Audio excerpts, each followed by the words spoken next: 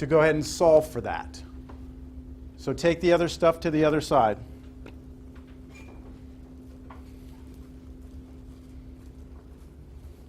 What do you get?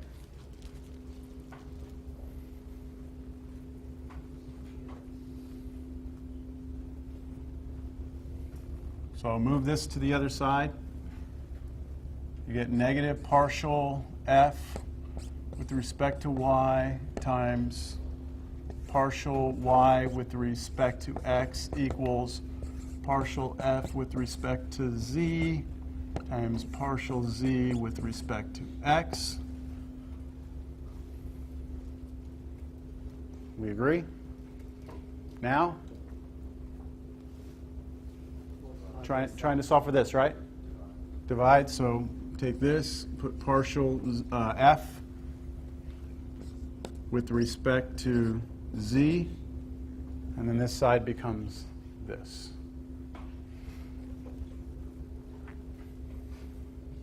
Yeah? Okay, one more thing. What's it? Yeah? Yes, what? This right here. Right there. Okay, so we're almost there. Hold on, we're almost there. We have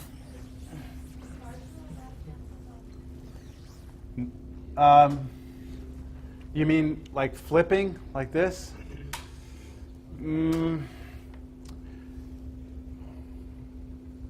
Hold on, let me see what are you going to get if you cancel them?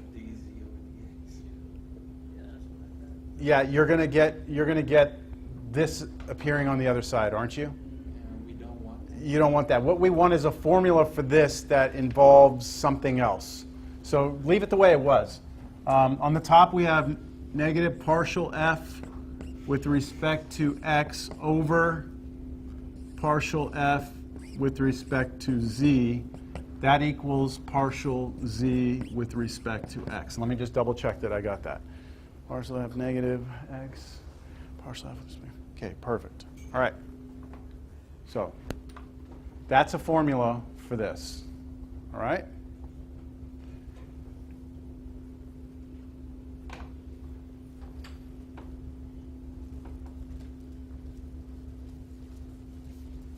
Box that up. That should be something you have copied down somewhere. It's in the book also. Now, I'd like for us to go back to the tree that we just had. And let's talk about that other derivative that we could have found. You remember the tree?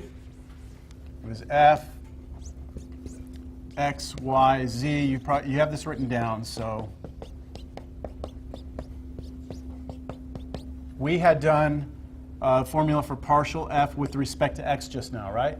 We could go with respect to y now, if we wanted to. And that would take us down here, here, here, here, here, here, right? Can we write a formula out for this then? Partial f with respect to y equals, so come down this way. Yeah, this way. So partial f with respect to x times partial x with respect to y plus partial f with respect to y times, are y'all following me or am I just talking to myself up here, right? Are y'all still there? Okay. Partial f with respect to z times partial z with respect to y. That's what it would be. And look, what I'm trying to get at now is, can we get a formula for this? Do you see that in there? See it right here? Right? Do you see that? Can you isolate that? So which one of these is 1? This right here is a 1. And when I subtract this on both sides, right, this one, subtract, I get 0 again. Very similar to what just happened a second ago. So 0 equals partial f with respect to x times partial x with respect to y plus partial f with respect to z times partial z with respect to y. And then move things around and solve again. And you should get a formula. Anybody have it? Want to go out on a limb and tell me what the formula is for partial z with respect to y? What do you got? Negative partial f over partial x over partial f partial z. Who's in favor of that? All of you? No. Yes? Yeah, that's it. Negative partial f with hold on. Hold on. No. This is y. This is y right here?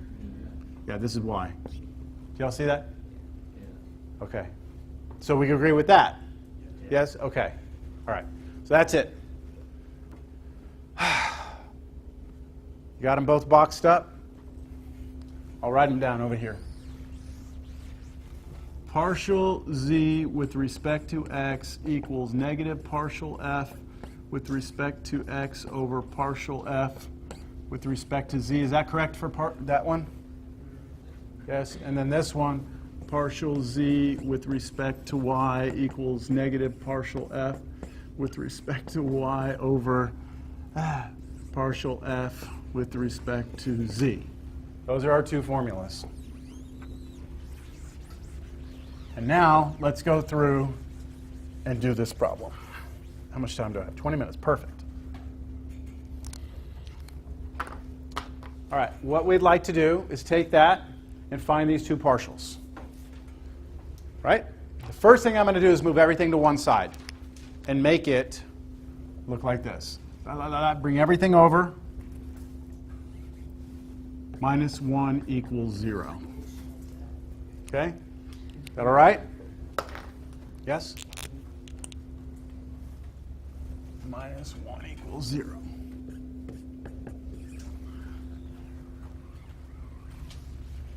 This right here is capital F of x, y, z.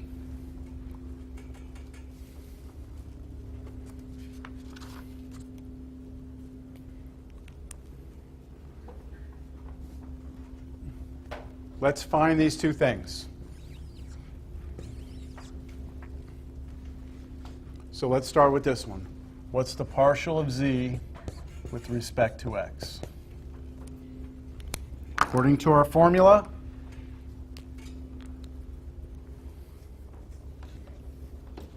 it's the partial of this f with respect to x, which means what? Partial of this with respect to x. That means we're treating x like the variable, y and z as if they're constants.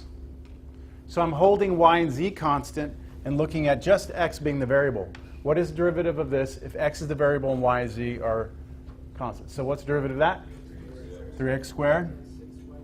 So negative, let's do negative. 3x squared. What else? 0, 0, and then plus 6 yz. Okay? Got it? And then over the partial of f with respect to z, which is the same thing. You're going to let z be your variable and let x and y be your constants. So 0, 0, 3z squared plus 6xy. We good? Distribute negative 3x squared minus 6yz over 3z squared plus 6xy. There it is. That wasn't so bad, was it? Do you see how quick that was? Okay. Now we could do the other one. Let's do partial z with respect to y. So we're going to do partial of f with respect to y with a negative out front. So how about that? What's partial of f with respect to y? 3y squared plus 6xz over, now the partial of f with respect to z, which we already did, didn't we? 3z squared You see how quick those two were? Now that we have the formulas?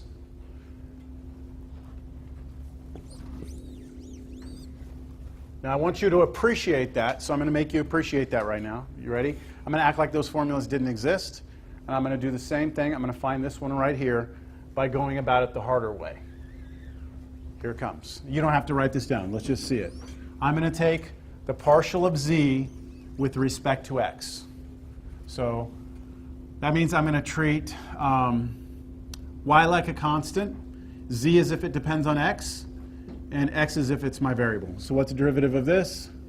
3x squared plus derivative of that plus derivative of this, partial z with respect to x, plus derivative here, product rule, right? So derivative of this with respect to x, which is 6y, times z, plus derivative of z with respect to,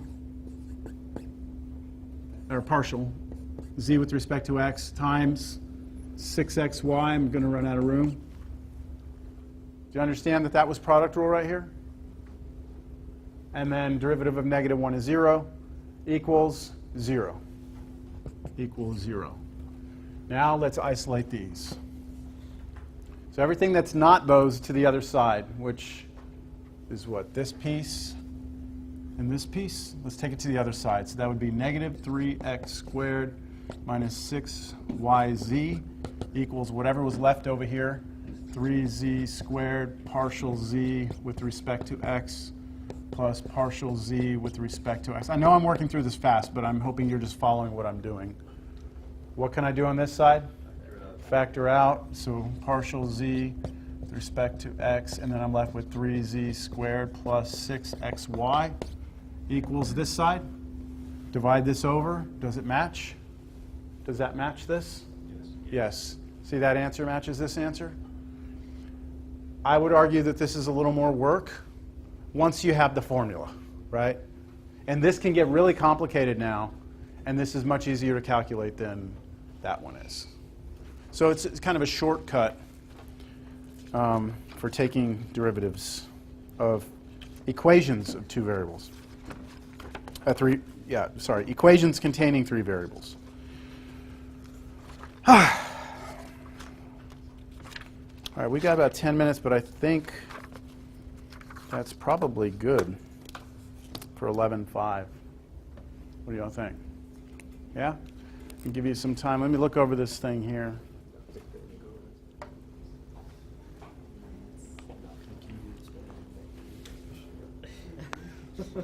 So on number 4 on your take-home, number 4, you see number 4 on that take-home? Anybody not have a copy of the take-home? There weren't any extras floating around? Raglan, you got a copy? Yes? The take-home, the new one? The new one, no. No? There's not another one? Okay, here we go. So if you look at number 4, number 4, find partial z with respect to x, right? Looks a lot like this, right? Partial z with respect to x. So you can do that the hard way, or you can do it the easy way. Or you can do it both ways just to practice. All right? Number 1 on the take-home. Okay, so on number 1, you're looking at a domain problem, sketching the domain. I think that's straightforward. There's no magic to that. Number 2 also is just practicing some partial derivatives. And those are higher order derivatives. Well, no, that's not even, I don't even have you go that high. Partial with respect to x, then y, then xx, then yy, then xy. All right. No big deal there. 3, that's just like a notation thing. Do you understand what that notation means? Like the order of that? Do you know what order to go in? And then 4, we just talked about. 5, equation of tangent plane. You had a problem at the end of class that y'all did, that y'all worked on together, right? Last class? Right? Remember the problem at the end of class last time where you had to find the equation of a plane? And okay, so that's like number 5. And then number 6, that's straight. Does that seem like a pretty straightforward take-home? Yeah? Well, no, I guess. You'll know. I mean, it might get kind of ugly once you get in there, but it's not like the last one where it's like the particle moves along a path 4 units, and and you're trying to figure out what the hell does the 4 units mean, and like there's nothing hidden in there. It's all direct questions. We'll find out on Tuesday. You'll find out when you start Tuesday night. Yep. Yes. Wednesday morning? Are you going to get what? Yes, I haven't touched anything since Thursday, so you will get those back. Yep. All right, everyone, we're going to cut out 10 minutes early. What was what? For number 2? I can tell you what I have. The actual distance from number 2.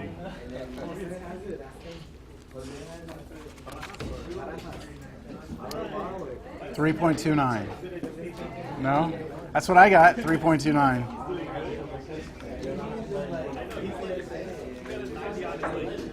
No, you didn't get that? Yeah. I can go back and double check. We'll see if anyone gets 3.29. Let me turn this off real quick. Question about